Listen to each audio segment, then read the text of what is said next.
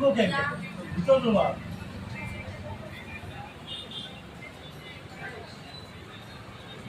খাই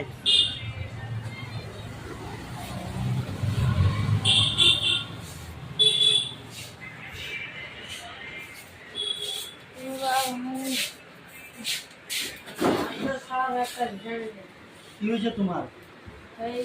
পুরা মানে খাবার রুচি নেই একটা ভিটামিন এটা টাকা দামের ভিটামিন 12 টাকা দামের। 12 টাকা দামের শরীরে একটা ভিটামিন তো রে